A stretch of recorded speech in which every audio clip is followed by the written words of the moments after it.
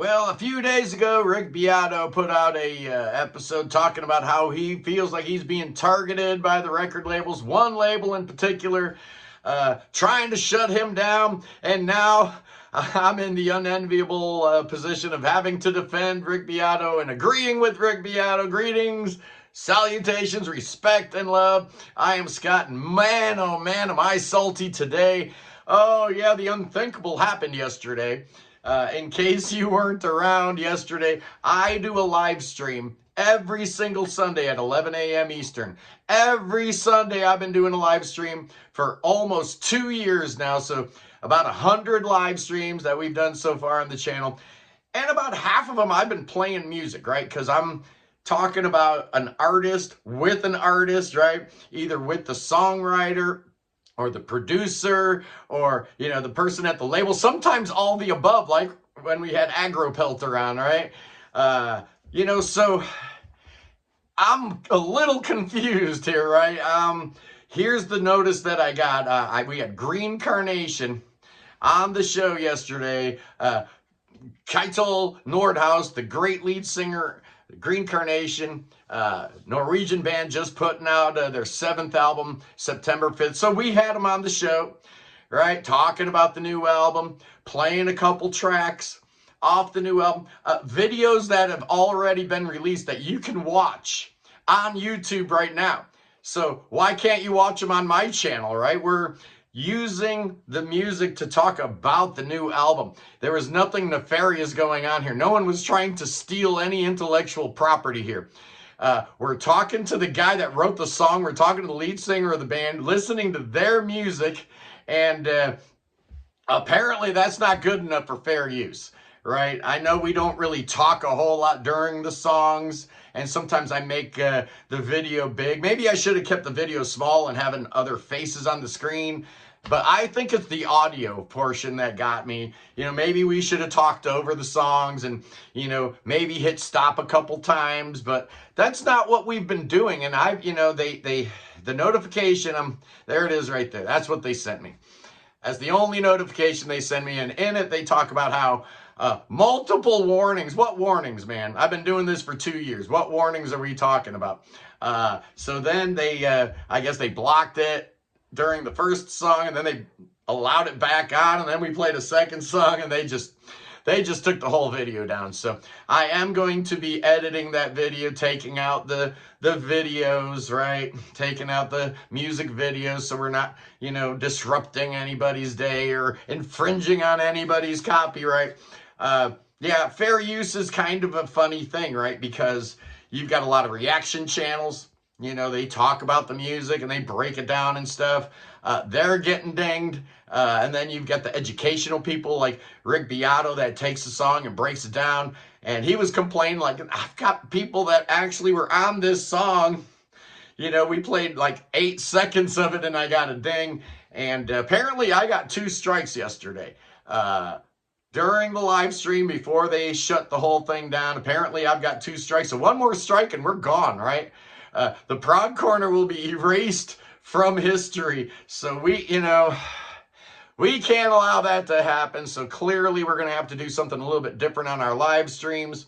And they tell me like multiple warnings, or you've been warned multiple times. Come on, man. This is nothing new. Like I said, I've been doing this for over 2 years on the live streams, playing songs, and we have had some problems. I've had a couple videos taken down. In fact, the very first time we played music, it was with the Myth of Logic, right? And it got taken down, it got blocked. I disputed it and they brought it back up. We've had other instances where they've demanded that monetization be shared between myself and the license holder. That's fine. But then a couple more times I was getting some problems. So I just stopped monetizing them. The Sunday show, if we were playing music, I did not hit that monetization button. I was not making not 1 penny on the live streams, right? Didn't matter how many people tuned in. I wasn't making a dime, and that's okay. That was my gift to the world, right? I'm a good guy. I'm not trying to screw anybody over. I could certainly understand if I was trying to monetize these, right? Trying to make money off of other people's intellectual property. That's probably a no-go. So what we're really talking about here is was my utilization of a band's music videos, playing them in full. Is that a violation of fair use? And I contend that it is not. Now, if I was just doing it for, my own fun, no, I like this song, let's listen to it. That's not what we were doing, man. We were talking about a band, talking about their album, with the band, with the songwriters, trying to drum up some business, man. That's all I try to do on the Sunday shows. I try to move units for the band, for the labels, and the labels don't want my help. Okay, I guess the music industry is in real good health, right? Yeah, oh yeah, it's just like 2000, man. No, actually it's not. Pre-recorded music does not sell. And any label head that thinks that by coming after YouTubers, you're somehow going to protect that intellectual property to the point where it becomes more valuable, I say poppycock, man. It's absolutely insane, right? What is the difference between going on, for example, a label's YouTube page and watching the music video, or coming onto my page and sitting down with the songwriter or the singer or whomever I got on the show listening to the music video? It's the same thing. There's nothing nefarious going on here. And I know Rick Beato is, he's at his wit's end, because you know what? Dude man's got 5 million subscribers, right? If they can do that to Rick Beato, they can crush me like the ant that I am, and that's really scary because, I'm sitting here with 2 strikes, right? They could cancel my channel at any time. All they really need to do is go back in my video library and decide any of those live streams might qualify as not fair use and ding me again, and I'm gone. That's it. So obviously we're going to have to rethink the Sunday live show. Apparently playing live music is not... It's not going to work, playing, music videos and stuff. We had Ritual on a couple weeks ago, and that was the great answer. They just brought their instruments and played a little live set for us. So that, maybe we'll do a little bit more of that, trying to encourage bands to, have their instruments nearby so we can listen to some music without, upsetting the apple cart as it is. But, this is a topic that clearly is important now because something's obviously changed. Rick Beato noticed it with all those copyright strike warnings that he'd been getting in the middle of the night and whatnot. Clearly sounds like somebody at the label zeroed in on him. Well, it sounds like somebody zeroed in on me because I'm thinking it might be Universal also, because when we had Crown Lands on, we had I'm thinking, I don't want to upset Universal, so we'll play something off the new album, which is a Sony product, and then we played an older track, but we went with a live one because I figured, Universal might not hold the rights to the live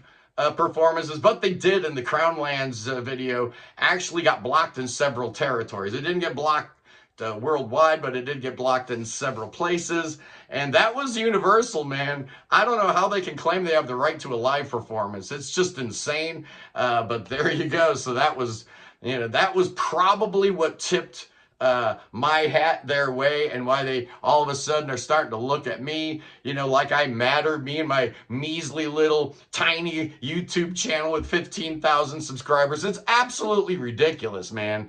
How do these labels think they're going to get any kind of sales if they're actually disincentivizing the very people who can help them with their artists breaking music and, talking about new artists and new albums coming out? I guess they don't want us. What? They just want us talking. People want to hear some music occasionally, right? And that was the whole reason why I was so excited about, expanding the Sunday live stream into some different territory. But we're not doing that anymore, I guess. Next weekend, I've got a brand new band, just got signed to Inside Out. I've got Asymmetric Universe on, and I guess we're not going to be listening to any of their music, even though Sony's been, pretty nice. I can't take a chance. I can't take a chance for a third copyright strike and have my channel go away, so that's not going to happen. So yeah, what I'm doing now is I'm thinking about editing that Green Carnation video, taking out the music videos and posting that tomorrow. But I don't know, man. Part of me is like, you know what? Why would I want to help somebody that wants to bite me? They want to bite my hand, and I don't like that. It gives me kind of a creepy feeling, but I love the band. Keitel Nordhaus was such a gentleman coming on the show yesterday. So I'm not going to penalize them. I'm not going to punish them. It's not their fault, right? It's not the artist's fault. And sometimes I wonder if it's even not some of these labels' faults, right? I really...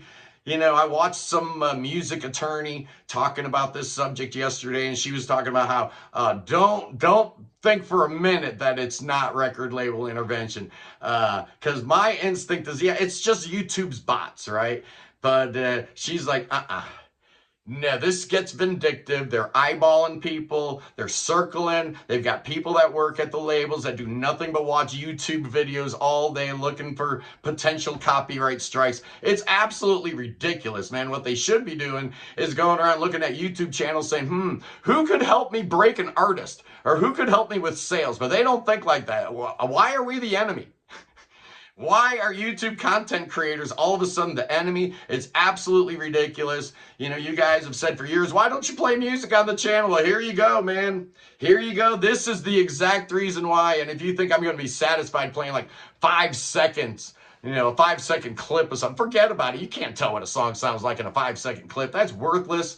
It wastes my time. It wastes your time. That's never going to happen. I'm never going to play little clips. Here's 5 seconds of this new song. Come on, man. It's absolutely ridiculous. Radio stations don't do that. MTV didn't do that back in the day. And I'm not trying to steal anybody's protected and licensed product. That's not what I do.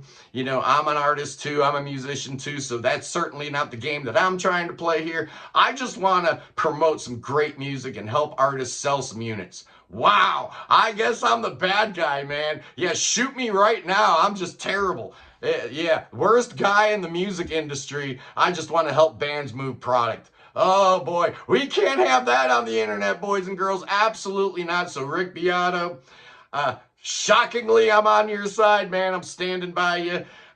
We need to stick together on this thing because clearly something is happening, and I don't like it. I don't like it not one little bit. It's going to change the whole Sunday show. Yeah, I've got Asymmetric Universe on next week, but guess what? I don't see me booking a whole lot of bands on the Sunday show anymore. If I can't play their music, that takes like a whole, leg off of the stool of my chair. I mean, it's sad. It's ridiculous.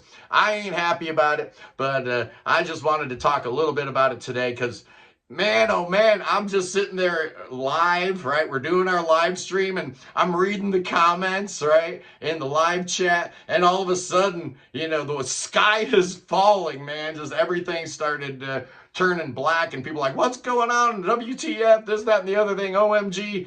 I knew something was wrong. I knew something was amiss. I knew something was awry. And yeah, I'm going to blame Universal, even though Sunday show, it was Green Carnation. They're in Season of Mist. And I don't know if there's a distribution deal going on there with Universal, but something tells me they're at the heart of it. They're definitely involved somehow. So I ain't happy about it. But, what can we do, right?